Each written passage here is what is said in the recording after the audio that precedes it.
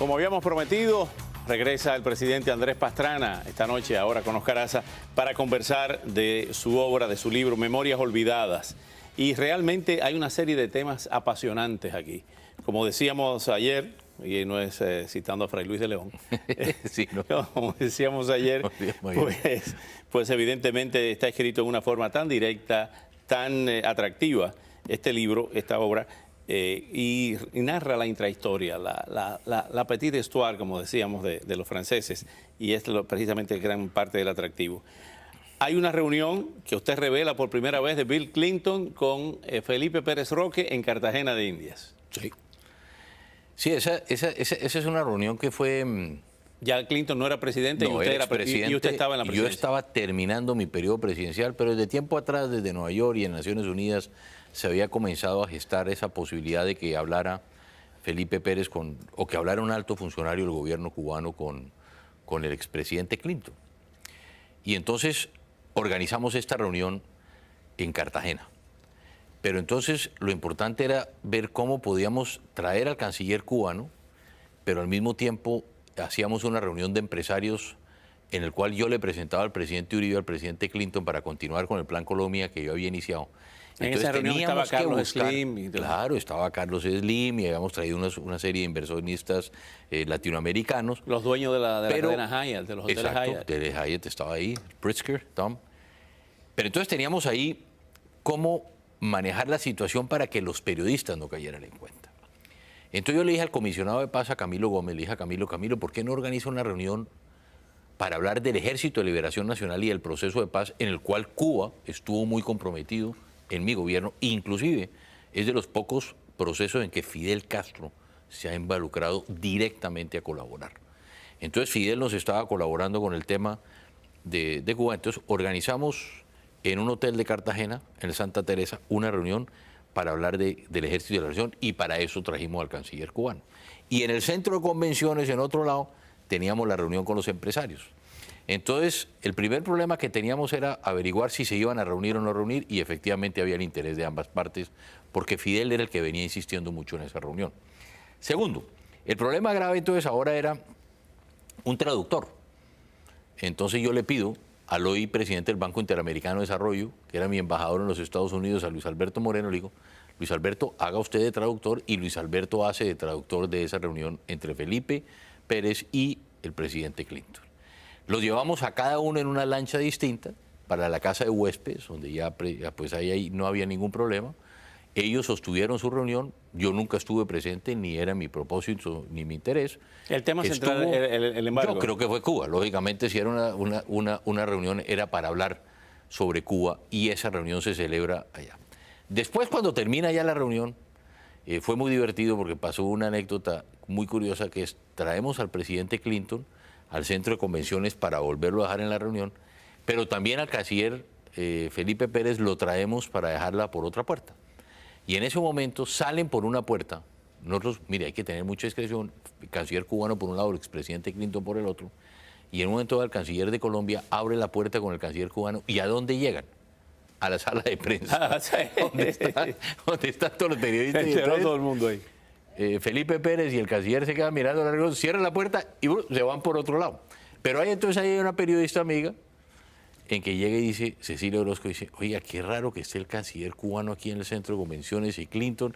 Ella se imaginó que algo, pero nunca nadie supo. Pero usted relata en su libro que Clinton le hizo una larga exposición sobre el embargo a Felipe Pérez Roque. Sí, claro, ya después lo que sabemos y le recordó que tumbaron las avionetas de hermanos Arrescate. Exactamente, porque se había hablado precisamente del gobierno cubano de que uno de los mecanismos para que pudiera existir ese comienzo de diálogo otra vez entre funcionarios del gobierno americano y cubano era no derribo de más aviones de los hermanos al rescate. Hay momentos verdaderamente de gran tensión en estos relatos que usted hace. El caso de San Vicente del Caguán. Sí. La pregunta que más le han hecho a usted, yo creo que en el mundo entero, es por qué Tiro Fijo lo dejó, como dicen los cubanos, embarcado. Ahí no apareció Tiro Fijo y usted con la bandera colombiana se veía solo, totalmente solo en esa reunión. A ver, es la primera vez que publico esa historia porque además la conocí hace muy poco tiempo. Yo inclusive escribí un libro... ¿Conoció hace muy poco tiempo por qué Tiro Fijo no fue? Sí, porque resulta que la tesis que dio Tiro Fijo siempre fue que a él y a mí nos iban a matar. Cuando yo llego a la cita en enero de 1999, me dice Marulanda, es que los paramilitares que hay en la zona nos van a matar a usted y a mí, por lo tanto no voy a ir. Entonces yo le decía a todos los de la FARC, pero ¿cómo así que no va a venir si el encargado de la seguridad de la zona es él, no soy yo? Y yo creo que la seguridad de la zona, y creo que él es capaz de brindarnos seguridad, que yo traje a mi hijo a que me acompañara a la instalación de la mesa de negociación o la mesa de diálogo. Entonces esa fue la tesis de Tiro Fijo, nos van a matar, pero la dijo después, no la dijo ese día. Entonces la segunda reunión que yo tuve con Tiro Fijo, le digo a Tiro Fijo, usted incumplió su palabra primero, que eso en un campesino es muy complicado, porque en nuestros países el campesino todavía lo que llamamos nosotros es el crédito a la palabra. Era un hombre semianalfabeto, totalmente primitivo. Totalmente primitivo, totalmente pragmático. Que le gustaba el cigarrillo Marlboro. Por lo menos él no fumaba, pero cuando pedían algunos de la guerrilla, decía, mientras que haya Marlboro, aquí mientras que haya Marlboro. Pero mira esto que es muy interesante. Un campesino en Colombia, el crédito a la palabra es fundamental. Cuando un campesino dice vende una vaca, el otro dice la compra y no hay papeles, simplemente la palabra. Entonces yo le dije, usted incumplió su palabra y él siempre lo tuvo. Cuando descubro la razón de verdad por qué Tiro Fijo no va a la mesa, es porque un miembro del gobierno cubano me cuenta la historia, Tony López, que posteriormente fue embajador en Nicaragua, es que me cuenta la verdadera historia por qué Marulanda no va a esa. ¿Qué le dijo Tony López? Tony López, ¿qué me dice? Ellos fueron a hablar. Ese día fue Daniel Ortega no era presidente de Nicaragua, inclusive creo que condecoró a Tiro Fijo con la orden del Congreso de Nicaragua. Lo dice en el libro, que lo condecoró y le dijo que por favor Segundo, le dice Tony los cubanos, oiga, Marulanda, usted no va a ir donde el presidente Pastrana, usted tiene que ir, usted no puede dejar al presidente Pastrana solo. Yo siempre tuve la duda de que Tiro Fijo fuera a ir, y yo llevaba dos discursos, uno sí va y otro sí no va. ¿Por qué? Porque yo conociendo a Tiro Fijo era un hombre, como dice usted, muy primitivo. Tener más de 100 periodistas enfrente, al mundo entero viéndolo a él, yo sabía que iba a tener el temor. Si uno al ver 100 periodistas se asusta, ¿no es cierto? Hay un respeto, imagínese Tiro Fijo. Y Tiro Fijo le dice a los cubanos y a Daniel Ortega, les dice, mire, Pastrana es un hombre muy bueno. Entonces, ¿qué va a pasar? El mundo está sentado, hay más de 100 periodistas, Pastrana me va a saludar como es el tipo decente, nos vamos a dar un abrazo o un saludo muy cordial. Y el mensaje que le vamos a dar a los colombianos y al mundo es que ya hicimos la paz. El día que vean a Pastrana y a Tiro Fijo saludándose, ya se hizo la paz. Pero ¿cuál es el mensaje también a la guerrilla? Ese es el mensaje que damos nosotros al mundo. Pero el mensaje a la guerrilla, cuando nos saludemos Pastrana y yo, y nos demos la mano, es Tiro Fijo se entregó a Pastrana. Entonces, ¿sabe qué? Prefiero no ir. Y esa fue la razón. Y no fue. Y posiblemente, para él, dentro de su pensamiento tan pragmático, tenía razón y por eso fue que no fue. Presidente Pastrana, usted fue muy criticado por esa zona de despeje. ¿Por qué dio 42.000 kilómetros a la guerrilla? A ver, 42.000 kilómetros... ¿Tamaño de Suiza? Exacto, es el tamaño de Suiza. Pero también hago una revelación en el libro muy importante. ¿Quién me propone la zona de extensión? El presidente Santos. Sí, ¿no? Sí. Claro. ¿Por qué la zona de extensión? La zona de extensión nace de una ley promulgada por Ernesto Samper. Y la zona de extensión es un mecanismo para sentarse a hablar. Yo le dije a Marulanda, hagámoslo afuera, y él dijo, hagámoslo en Colombia. Y por eso nace la zona de extensión de una propuesta de Juan Manuel Santos, el actual presidente, y del actual presidente, con Naciones Unidas, el programa de desarrollo de Naciones Unidas, que había tenido un grupo de trabajo trabajando para decirle al próximo presidente de Colombia qué creía Naciones Unidas que se debía hacer. Podía ganar yo, podía ganar Serpa, gano yo, y por eso es el presidente Santos el que propone la zona de extensión. Segundo, es más, el presidente Santos es el encargado de la verificación de la Comisión Internacional. Es el propio presidente durante el proceso de paz. La zona de extensión se hace por dos razones. Una, si usted no recuerda, Oscar, pero lo voy a contar, la última vez que la FARC se sentó a dialogar con un gobierno antes que hablar conmigo, ¿con quién fue? Con César Gaviria. Y estando hablando con César Gaviria, los bombardearon en la Uribe, parte de la zona de extensión donde nació la FARC. Los bombardearon. ¿Quién era el ministro del Interior? Humberto de la Calle, quien es hoy el jefe de la delegación. Claro. Y bombardean a la FARC. Entonces lo primero que me dice Marulanda... Humberto de la Calle, que le renunció a Samper, ¿no? Le renunció a Samper y después fue ministro mío, pero era el ministro del Interior de César Gaviria. Sí. Le dice, ¿por qué voy a sentarme a hablar yo con usted? Me dice Tiro Fijo, ¿por qué voy a confiar con usted si la última vez que estuve sentado me bombardearon y me mataron varias personas? ¿Por qué? Entonces, tercero, la FARC tenía un común denominador que era desconfianza. Entonces, como se trataba de traer buena parte de la FARC a una zona, por eso es la zona de extensión. Pero la zona de extensión tenía una legislación muy fuerte que era nadie entra y nadie sale. Ellos trataron de salir de ahí en muchas ocasiones y hubo combates muy fuertes donde ellos perdieron muchos hombres en la zona de extensión por tratar de salir de ahí. Ante la ausencia de tiro fijo, quien pronuncia el discurso es Raúl Reyes, Sí. que después cayó en el campamento ese en la frontera con Ecuador. Usted relata que fue un discurso lleno de odio totalmente y Sí, resentimiento. claro. De resentimiento, pero era hablando Raúl Reyes era un obrero de la Nestlé, ¿no? de la Nestlé. Sí, sí, claro. Pero fíjese, Raúl no era un hombre importante en la guerrilla, nunca lo fue. Porque en la guerrilla también sucede que los combatientes son los que tienen el poder. Claro. Hombres importantes ahí eran Jojoy, hombre importante era Joaquín Gómez, Fabián Ramírez, Romaña, pues lógicamente Tiro Fijo. Esos eran los hombres duros. Y fue en buena parte lo que conllevó a que no llegáramos a un proceso de paz, porque había una división muy grande entre el ala ideológica y el ala política.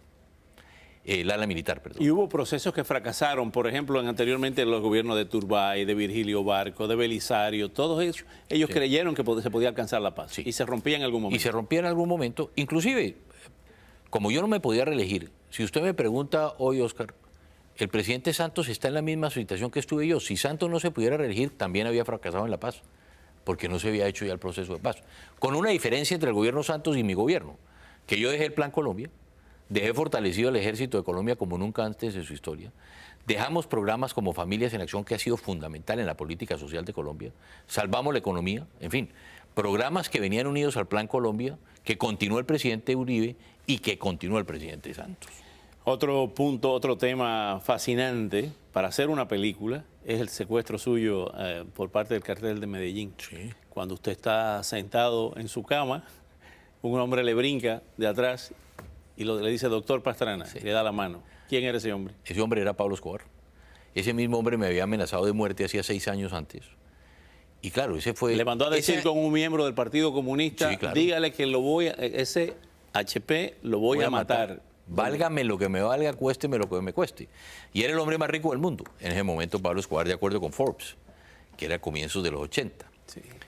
Yo nunca había contado esa historia.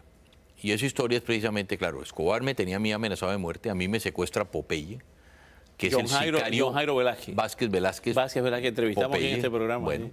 Lo entrevistaron acá. Sí, sí, vía satélite. Popeye es el sicario más grande que tenía Pablo Escobar. Y Popeye asciende dentro de la organización por mi secuestro.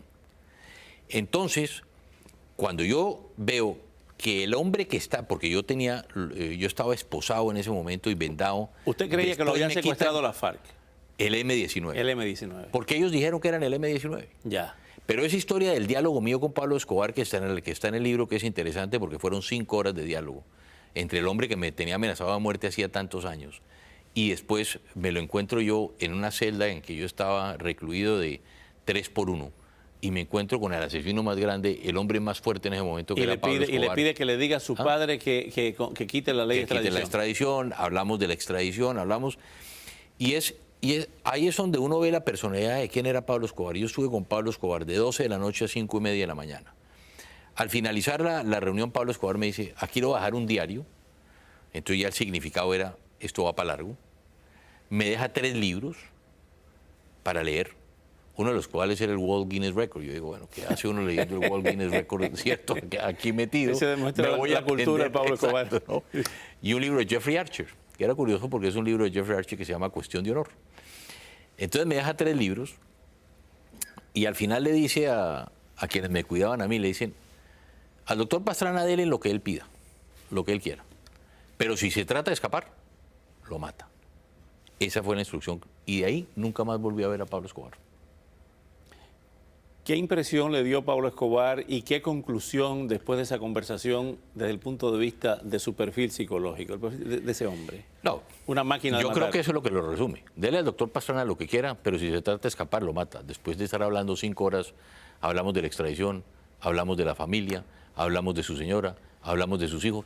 Hablamos de algo que es muy interesante, que usted se dio cuenta, Oscar, que es todo el manejo de cómo se manejaba el negocio en los Estados Unidos. Claro. Yo creo que eso no se conoce, cómo era el manejo aquí en los Estados Unidos, porque Escobar hablaba inclusive de gobernadores. y hablaba de altos funcionarios del gobierno que estaban metidos en el negocio. Que estaban en la nómina. Y que estaban en la nómina de él. Entonces, ahí yo creo que hay una historia bien interesante. Bien interesante. Andrés Pastrana, finalmente, ¿cuál es la intención al escribir esto para las generaciones presentes y futuras de Colombia y de todo latinoamericano? Dos cosas. La primera y la más importante es, porque yo creo que era un compromiso mío y además de mi familia, tanto Nora, mi señora, como Santiago, Laura y Valentina, mis hijos me han dicho, oye, papá, escribe tus memorias. Y ahí estamos mostrando la otra cara de la moneda, porque hasta ahora en Colombia había una parte de la historia y no la otra. Y eso yo creo que era muy importante, y es muy importante para mí desde el punto de vista personal, para con mi familia. Y segundo, es comenzar a crear memoria histórica, Oscar, que no tenemos en América Latina. En América Latina no existe memoria histórica. ¿Por qué? ¿Por qué se repiten tanto los errores? Porque no hay memoria histórica. Como quien no conoce la historia está sujeto a que se repita. Se repite. Entonces yo le digo una cosa, si uno llega aquí y pregunta, ¿dónde consigo yo? En el caso colombiano me sucedió y por eso en buena parte hice el libro y otra cosa.